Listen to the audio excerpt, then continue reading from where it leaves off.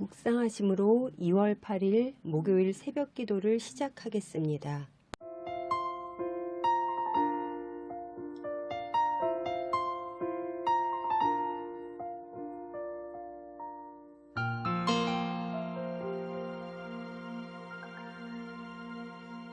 주님과 함께하는 이 고요한 시간, 주님의 보좌 앞에 내 마음을 쏟네. 모든 것 아시는 주님께 감출 것 없네. 내 맘과 정성 다해 주 바라나이다.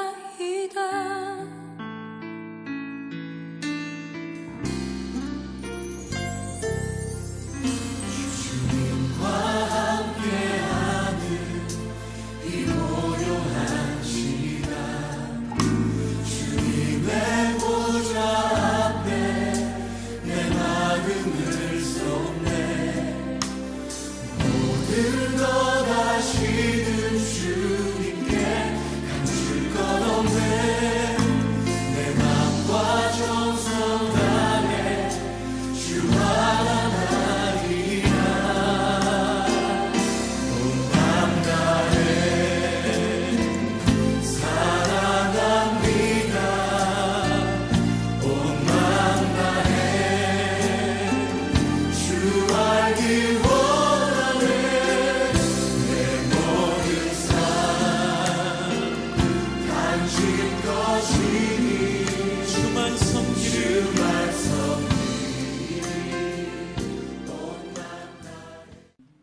하나님, 오늘도 말씀과 함께 할 수 있게 해주셔서 감사드립니다.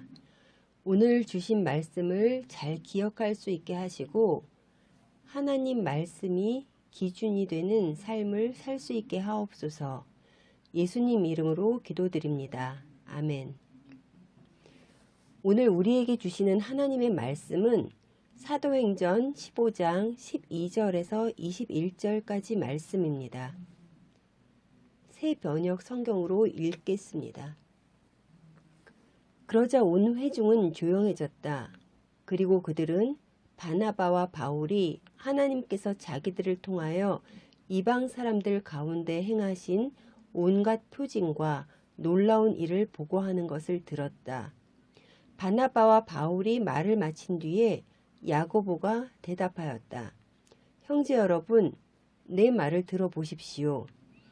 하나님께서 이방 사람들을 돌아보셔서 그들 가운데서 자기 이름을 위하여 처음으로 한 백성을 택하신 경위를 시므온이 이야기하였습니다. 예언자들의 말도 이것과 일치합니다. 예언서에 이렇게 기록되어 있습니다. 이 뒤에 내가 다시 돌아와서 무너진 다윗의 집을 다시 짓겠으니 허물어진 곳을 다시 고치고 그 집을 바로 세우겠다.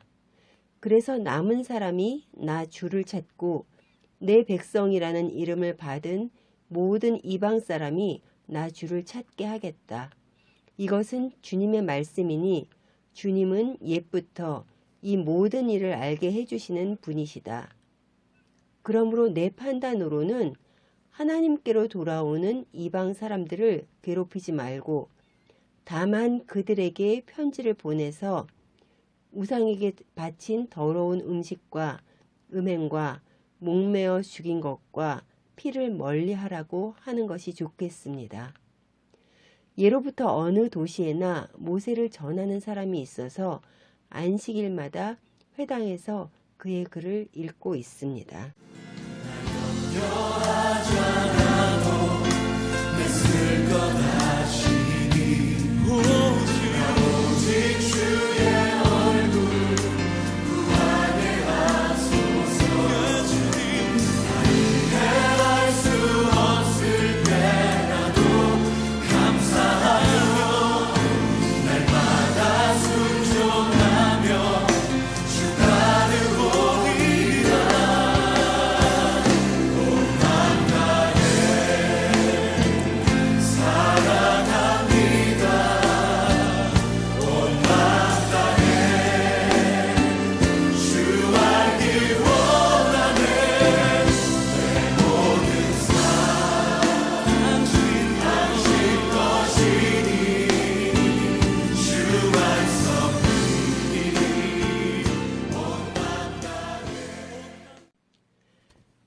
공동체는 여럿이 한 마음으로 함께 해야 합니다. 그래야 그 공동체가 분리되지 않습니다. 공동체는 다양한 성향의 사람들이 함께 하기에 다양한 의견이 나올 수 있습니다. 그런데 그 의견을 잘 조율하여 같은 마음이 되는 것이 참으로 중요합니다. 오늘 본문의 예루살렘 회의의 장면은 그래서 중요합니다. 회의의 장면들을 상상하며 들어보시기 바랍니다.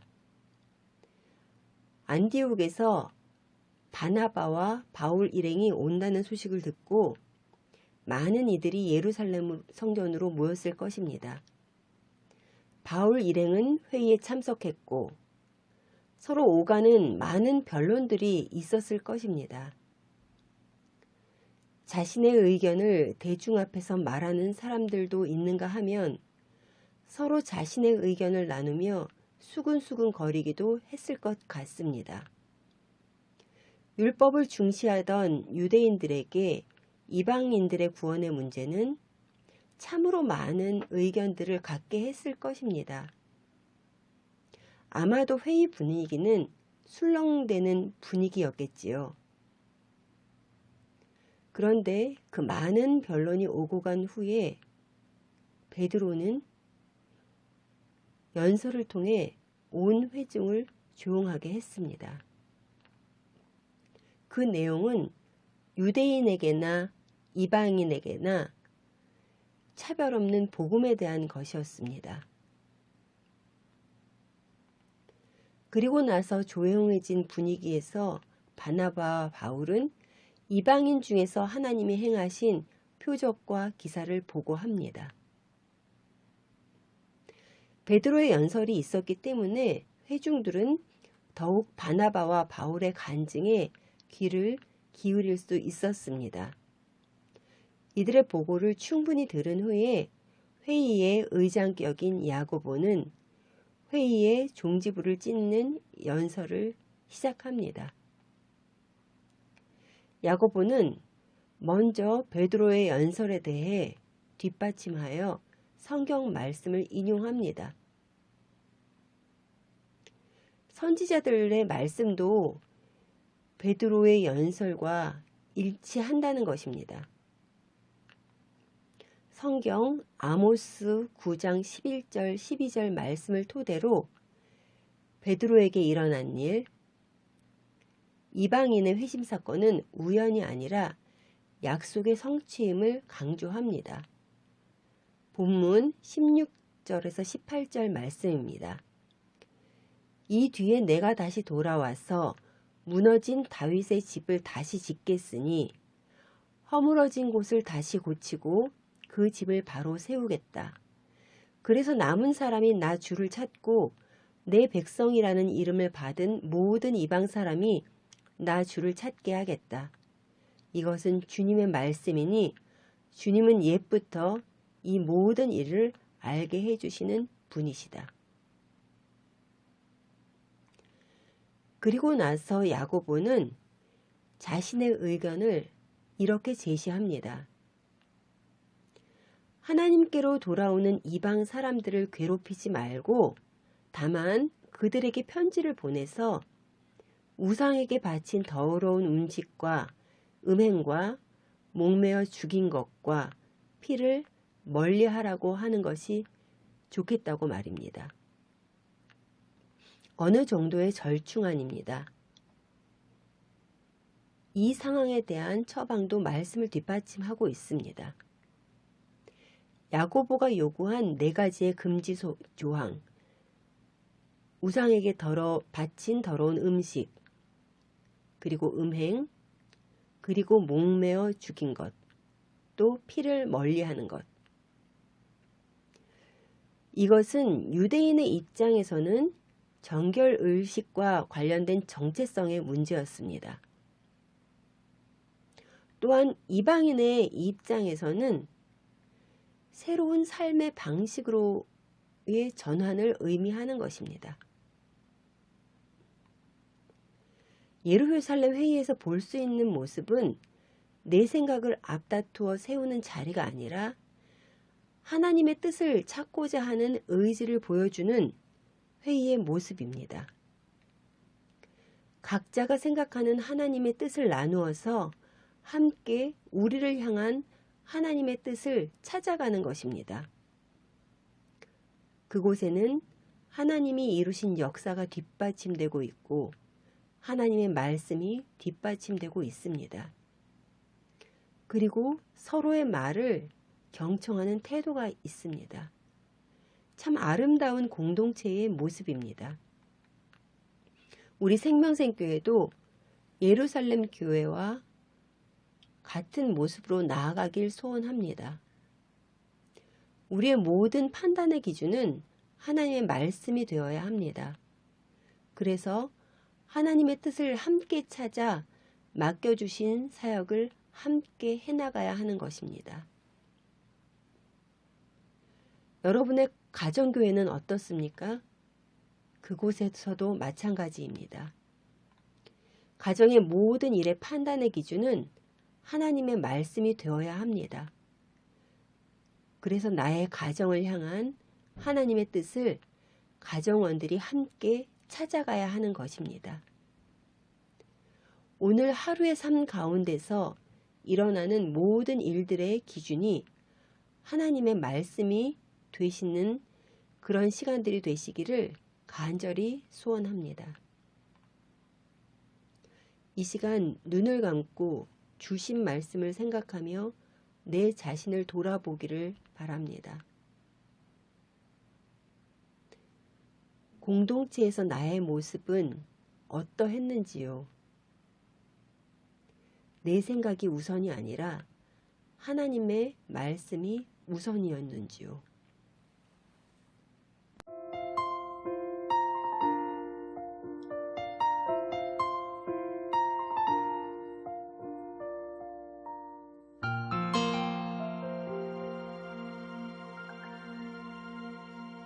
주님과 함께하는 이 고요한 시간, 주님의 보좌 앞에 내 마음을 쏟네. 모든 것 아시는 주님께 감출 것 없네. 내 맘과 정성 다해 주 바라나이다.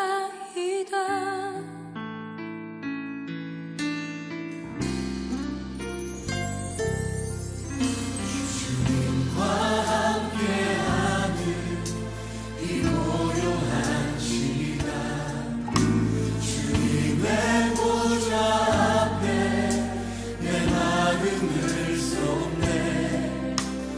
모든 것 아시는 주님께 감출 것 없네. 내 맘과 정성 다해 주 바라나이다. 온 맘 다해 사랑합니다. 온 맘 다해 주 알기 원하네. 내 모든 삶 당신 것이니 주만 섬기리 온 맘 다해. 나 염려하지 않아도